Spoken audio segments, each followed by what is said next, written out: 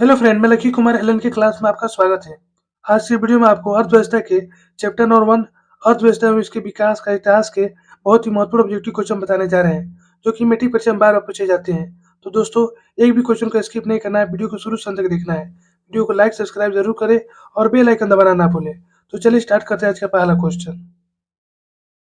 Question 1, Bihar के विकास में सबसे बड़ी बाधा क्या है? ये भी काफी महत्वपूर्ण क्वेश्चन है, मैट्रिक परीक्षा में बार बार पूछा जाता है। यहाँ बता रहा हूँ, बिहार के विकास में सबसे बड़ी बाधा क्या है? ऑप्शन है शिक्षा, बी सूखा, सी बाढ़, डी अतिवृष्टि। तो बिहार के विकास में सबसे बड़ी बाधा क्या है? तो बाढ़ है। यहाँ पर राइट ऑप्शन सी, इसे याद रखना होगा। चलिए अगला क्वेश्चन देखते हैं। क्वेश्चन 2, बिहार के पिछड़न को दूर करने कौन से उपाय है? ये भी काफी महत्वपूर्ण क्वेश्चन है। यहाँ बताना बिहार के पिछड़न को दूर करने के कौन से उपाय हैं? ऑप्शन जनसंख्या पर नियंत्रण, बी कृषि का तेजी से विकास, सी उद्योग का विकास, डी इनमें से सभी। बिहार के पिछड़न को दूर करने के कौन से उपाय हैं? तो जनसंख्या पर नियंत्रण, कृषि का तेजी से विकास, उद्योग का विकास। ये तीनों ही महत्वपूर्ण है, इसलिए राइट ऑप्शन डी, इसे याद रखना होगा। चलिए अगला क्वेश्चन देखते हैं। क्वेश्चन 3, बिहार के आर्थिक पिछड़न का प्रमुख कारण क्या है? ये भी काफी महत्वपूर्ण क्वेश्चन है। यहाँ बता बिहार के आर्थिक पिछड़न का प्रमुख कारण क्या है? ऑप्शन है सूखा एवं बाढ़ का प्रकोप, बी जनसंख्या में अत्यधिक वृद्धि, सी कृषि पर अधिक भार, डी इनमें से सभी। तो बिहार के आर्थिक पिछड़न का प्रमुख कारण क्या है? तो सूखा एवं बाढ़ का प्रकोप, जनसंख्या में अत्यधिक वृद्धि, कृषि पर अधिक भार, ये तीनों ही कारण है, इसे राइट ऑप्शन डी, इसे याद रखना होगा। चलिए अगला क्वेश्चन देखते हैं। क्वेश्चन 4, बिहार की कितनी प्रतिशत जनसंख्या अपनी जीविकोपार्जन के लिए कृषि पर निर्भर है? ये भी काफी महत्वपूर्ण क्वेश्चन है। यहाँ बताएं बिहार की कितनी प्रतिशत जनसंख्या अपनी जीविकोपार्जन के लिए कृषि पर निर्भर है? Option A 95%, B 90%, C 85%, D 80%। तो बिहार की कितनी प्रतिशत जनसंख्या अपनी जीविकोपार्जन के लिए कृषि पर निर्भर है? तो 80% जनसंख्या। यहाँ पर राइट ऑप्शन डी, इसे याद रखना होगा। चलिए अगला क्वेश्चन देखते हैं। क्वेश्चन 5, किस क्षेत्र को प्राथमिक क्षेत्र कहा जाता है? यह भी काफी महत्वपूर्ण क्वेश्चन है, मैट्रिक परीक्षा में बार बार पूछा जाता है। यहाँ बताना किस क्षेत्र को प्राथमिक क्षेत्र कहा जाता है? ऑप्शन है सेवा क्षेत्र को, बी कृषि क्षेत्र को, सी औद्योगिक क्षेत्र को, डी इनमें से कोई नहीं। तो किस क्षेत्र को प्राथमिक क्षेत्र कहा जाता है? तो कृषि क्षेत्र को। यहाँ पर राइट ऑप्शन बी, इसे याद रखना होगा। चलिए अगला क्वेश्चन देखते हैं। क्वेश्चन 6, किस क्षेत्र को तृतीय क्षेत्र कहा जाता है? ये भी काफी महत्वपूर्ण क्वेश्चन है। यहाँ बताना किस क्षेत्र को तृतीय क्षेत्र कहा जाता है? ऑप्शन है सेवा क्षेत्र को, बी कृषि क्षेत्र को, सी औद्योगिक क्षेत्र को, डी इनमें से कोई नहीं। तो किस क्षेत्र को तृतीय क्षेत्र कहा जाता है? तो सेवा क्षेत्र को। यहाँ पर राइट ऑप्शन ए, इसे याद रखना होगा। चलिए अगला क्वेश्चन देखते हैं। क्वेश्चन 7, भारत में योजना आयोग का गठन कब किया गया? ये भी काफी महत्वपूर्ण क्वेश्चन है। यहाँ बताना भारत में योजना आयोग का गठन कब किया गया? ऑप्शन है 15 मार्च 1950 में, बी 15 सितंबर 1950 में, सी 15 अक्टूबर 1951 में, डी इनमें से कोई नहीं। तो भारत में योजना आयोग का गठन कब किया गया? तो 15 मार्च 1950 में। यहाँ पर राइट ऑप्शन ए, इसे याद रखना होगा। और भारत की प्रथम पंचवर्षीय योजना 1951 से 56 में हुआ था, इसे भी याद रखना होगा। चलिए अगला क्वेश्चन देखते हैं। क्वेश्चन 8, भारत की आर्थिक व्यवस्था क्या है? ये भी काफी महत्वपूर्ण क्वेश्चन है। यहाँ बताना भारत की आर्थिक व्यवस्था क्या है? ऑप्शन है समाजवादी, बी पूंजीवादी, सी मिश्रित, डी में से कोई नहीं। तो भारत की आर्थिक व्यवस्था क्या है? तो मिश्रित है। यहाँ पर राइट ऑप्शन सी, इसे याद रखना होगा। चलिए अगला क्वेश्चन देखते हैं। क्वेश्चन 9, बिहार में जीवनयापन का मुख्य साधन क्या है? ये भी काफी महत्वपूर्ण क्वेश्चन है, मैट्रिक परीक्षा में बार बार पूछा जाता है। यहाँ बताना बिहार में जीवनयापन का मुख्य साधन क्या है? ऑप्शन है उद्योग, बी कृषि, सी व्यापार, डी इनमें से सभी। तो बिहार में जीवनयापन का मुख्य साधन क्या है? तो कृषि है।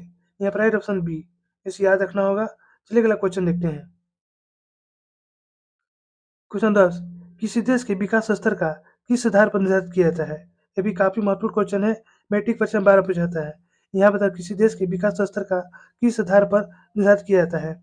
ऑप्शन है स्वास्थ्य की स्थिति, बी प्रति व्यक्ति आय, सी साक्षरता दर, डी इनमें से सभी। तो किसी देश के विकास स्तर का किस आधार पर निर्धारित किया जाता है? तो स्वास्थ्य की स्थिति, प्रति व्यक्ति आय, साक्षरता दर, ये तीनों ही। इसे राइट ऑप्शन डी, इसे याद रखना होगा। चलिए अगला क्वेश्चन देखते हैं। क्वेश्चन 11, योजना आयोग को भंग कर कौन सा आयोग बना? ये भी काफी महत्वपूर्ण क्वेश्चन है। यहाँ बता रहा है योजना आयोग को भंग कर कौन सा आयोग बना? ऑप्शन नीति आयोग, बी वित्त आयोग, सी राज्य वित्त आयोग, इनमें से कोई नहीं। तो योजना आयोग को भंग कर कौन सा आयोग बना? तो नीति आयोग बना। यहाँ पर राइट ऑप्शन ए, इसे याद रखना होगा। और नीति आयोग की स्थापना कब हुई? तो 2015 में हुई। साथ में इसे भी याद रखना होगा। चलिए अगला क्वेश्चन देखते हैं। क्वेश्चन 12, योजना आयोग का अध्यक्ष कौन होता है? ये भी काफी महत्वपूर्ण क्वेश्चन है। यहाँ बताना योजना आयोग का अध्यक्ष कौन होता है? ऑप्शन है मुख्यमंत्री, बी गृह मंत्री, सी प्रधानमंत्री, डी रक्षा मंत्री। तो योजना आयोग का अध्यक्ष कौन होता है? तो प्रधानमंत्री होता है। यहाँ पर राइट ऑप्शन सी, इसे याद रखना होगा। चलिए अगला क्वेश्चन देखते हैं। क्वेश्चन 13, आर्थिक क्रियाओं का उद्देश्य क्या होता है? ये भी काफी महत्वपूर्ण क्वेश्चन है। यहाँ बताना आर्थिक क्रियाओं का उद्देश्य क्या होता है? ऑप्शन है मनोरंजन, बी जीविकोपार्जन, सी परिभ्रमण, इनमें से कोई नहीं। आर्थिक क्रियाओं का उद्देश्य क्या होता है? तो जीविकोपार्जन होता है। यहाँ पर राइट ऑप्शन बी, इसे याद रखना होगा। चलिए अगला क्वेश्चन देखते हैं। क्वेश्चन 14, आर्थिक विकास का गैर आर्थिक कारक कौन है? ये भी काफी महत्वपूर्ण क्वेश्चन है। यहाँ बताना होगा आर्थिक विकास का गैर आर्थिक कारक कौन है? ऑप्शन है तकनीकी विकास, बी मानवीय संसाधन, सी सामाजिक संस्थाएं, डी प्राकृतिक संसाधन। आर्थिक विकास का गैर आर्थिक कारक कौन है? तो तकनीकी विकास है। यहाँ पर राइट ऑप्शन ए, इसे याद रखना होगा। चलिए अगला क्वेश्चन देखते हैं। क्वेश्चन 15, इनमें से किसे पिछड़ा राज्य कहा जाता है? ये भी काफी महत्वपूर्ण क्वेश्चन है। यहाँ बता रहे हैं इनमें से किसे पिछड़ा राज्य कहा जाता है? ऑप्शन है पंजाब, बी केरल, सी बिहार, डी दिल्ली। इनमें से किसे पिछड़ा राज्य कहा जाता है? तो बिहार को पिछड़ा राज्य कहा जाता है। यहाँ पर राइट ऑप्शन सी, इसे याद रखना होगा। चलिए अगला क्वेश्चन देखते हैं। क्वेश्चन 16, इनमें से कौन से देश में मिश्रित अर्थव्यवस्था है? ये भी काफी महत्वपूर्ण क्वेश्चन है। मैट्रिक परीक्षा में 12 पूछा जाता है। यहाँ पर इनमें से कौन से देश में मिश्रित अर्थव्यवस्था है? ऑप्शन अमेरिका में, बी चीन में, सी भारत में, डी इनमें से कोई नहीं। इनमें से कौन से देश में मिश्रित अर्थव्यवस्था है? तो भारत में। यहाँ पर राइट ऑप्शन सी, इसे याद रखना होगा। चलिए अगला क्वेश्चन देखते हैं। क्वेश्चन 17, जनसंख्या की दृष्टि से बिहार का भारत में कौन सा स्थान है? ये भी काफी महत्वपूर्ण क्वेश्चन है। यहाँ पर जनसंख्या की दृष्टि से बिहार का भारत में कौन सा स्थान है? ऑप्शन है पहला, बी दूसरा, सी तीसरा, डी चौथा। तो जनसंख्या की दृष्टि से बिहार का भारत में कौन सा स्थान है? तो तीसरा स्थान है। यहाँ पर राइट ऑप्शन सी, इसे याद रखना होगा। चलिए अगला क्वेश्चन देखते हैं।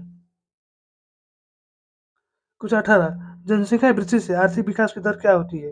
ये भी काफी महत्वपूर्ण क्वेश्चन है। मैट्रिक परीक्षा में 12 पूछा जाता है। यहाँ बताओ जनसंख्या की वृद्धि से आर्थिक विकास की दर क्या होती है? ऑप्शन है मंद हो जाती है, बी तीव्र हो जाती है, सी सामान्य रहती है, डी कुछ भी नहीं होती है। तो जनसंख्या वृद्धि से आर्थिक विकास की दर क्या होती है? तो मंद हो जाती है। यहाँ पर राइट ऑप्शन ए, इसे याद रखना होगा। चलिए अगला क्वेश्चन देखते हैं। क्वेश्चन 19, राष्ट्रीय विकास परिषद का गठन कब हुआ था? ये भी काफी महत्वपूर्ण क्वेश्चन है। यहाँ बताना राष्ट्रीय विकास परिषद का गठन कब हुआ था? ऑप्शन है 1950 में, बी 1951 में, सी 1952 में, डी 1953 में। तो राष्ट्रीय विकास परिषद का गठन कब हुआ था? तो 1952 में हुआ था। यहाँ पर राइट ऑप्शन सी, इसे याद रखना होगा। चलिए अगला क्वेश्चन देखते हैं। क्वेश्चन 20, सब्जी उत्पादन बिहार का देश में कौन सा स्थान है? ये भी काफी महत्वपूर्ण क्वेश्चन है। यहाँ बताओ सब्जी उत्पादन में बिहार का देश में कौन सा स्थान प्राप्त है? ऑप्शन है पहला, बी दूसरा, सी तीसरा, डी चौथा। तो सब्जी के उत्पादन में बिहार को देश में कौन सा स्थान प्राप्त है? तो दूसरा स्थान प्राप्त है। यहाँ पर राइट ऑप्शन बी, इसे याद रखना होगा। चलिए अगला क्वेश्चन देखते हैं। क्वेश्चन 21, प्लास्टिक मुद्रा क्या है? ये भी काफी महत्वपूर्ण क्वेश्चन है। यहाँ बताना प्लास्टिक मुद्रा क्या है? ऑप्शन है चेक, बी ड्राफ्ट, सी एटीएम, डी में से सभी। तो प्लास्टिक मुद्रा क्या है? तो एक एटीएम है। यहाँ पर राइट ऑप्शन सी, इसे याद रखना होगा। चलिए अगला क्वेश्चन देखते हैं। क्वेश्चन 22, जिस देश की राष्ट्रीय आय प्रति व्यक्ति आय अधिक होता है वह देश क्या कहलाता है? ये भी काफी महत्वपूर्ण क्वेश्चन है। मैट्रिक परीक्षा में 12 पूछा जाता है।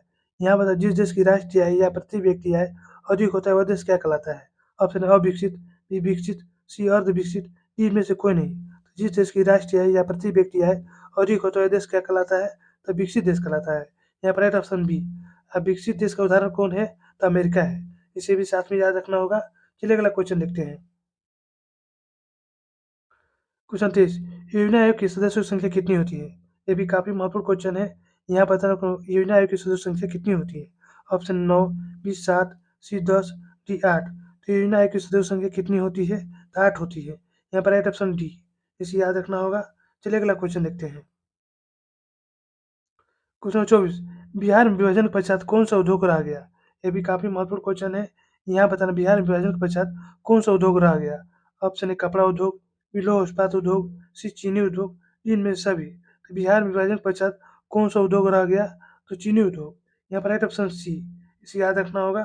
चलिए अगला क्वेश्चन देखते हैं। क्वेश्चन 25, अंग्रेजों ने भारतीय अर्थव्यवस्था का क्या किया? ये भी काफी महत्वपूर्ण क्वेश्चन है। यहाँ बताओ अंग्रेजों ने भारतीय अर्थव्यवस्था का क्या किया। ऑप्शन है पोषण, बी शोषण, सी कुपोषण, डी में सभी। तो अंग्रेजों ने भारतीय अर्थव्यवस्था का क्या किया, तो शोषण किया। यहाँ पर राइट ऑप्शन बी, इसे याद रखना होगा। चलिए अगला क्वेश्चन देखते हैं। क्वेश्चन 26, फूट डालो और राज करो की नीति किसने अपनाई। ये भी काफी महत्वपूर्ण क्वेश्चन है। यहाँ बताना फूट डालो और राज करो की नीति किसने अपनाई। ऑप्शन है मुसलमानों ने, बी पारसियों ने, सी अंग्रेजों ने, डी सहेलियों ने। फूट डालो और राज करो की नीति किसने अपनाई, तो अंग्रेजों ने। यहाँ पर राइट ऑप्शन सी, इसे याद रखना होगा। चलिए अगला क्वेश्चन देखते हैं। क्वेश्चन 27, ऊर्जा का मुख्य स्रोत क्या है।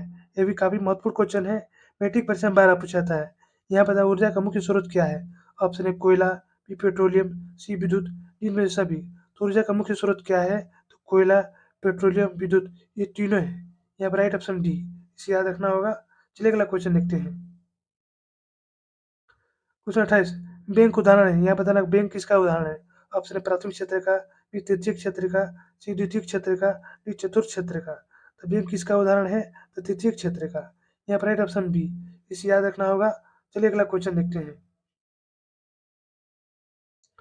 क्वेश्चन 29, स्वतंत्रता पूर्व भारतीय अर्थव्यवस्था कैसी थी। ये भी काफी महत्वपूर्ण क्वेश्चन है। यहाँ बताना स्वतंत्रता पूर्व भारतीय अर्थव्यवस्था कैसी थी। ऑप्शन है कृषि प्रधान, बी उद्योग प्रधान, सी व्यवसाय प्रधान, डी में सभी। तो स्वतंत्रता के पहले भारतीय अर्थव्यवस्था कैसी थी, तो कृषि प्रधान थी। यहाँ पर राइट ऑप्शन ए, इसे याद रखना होगा। चलिए अगला क्वेश्चन देखते हैं। क्वेश्चन 30, मानव पूंजी का प्रमुख घटक कौन है। ये भी काफी महत्वपूर्ण क्वेश्चन है। यहाँ पर मानव पूंजी का प्रमुख घटक कौन है। ऑप्शन है ज्ञान, बी कौशल, सी अनुभव, डी में सभी। तो मानव पूंजी का प्रमुख घटक कौन है, ज्ञान, कौशल, अनुभव, ये तीनों है। यहाँ पर राइट ऑप्शन डी, इसे याद रखना होगा। तो दोस्तों यहीं पर हमारा वीडियो समाप्त होता है।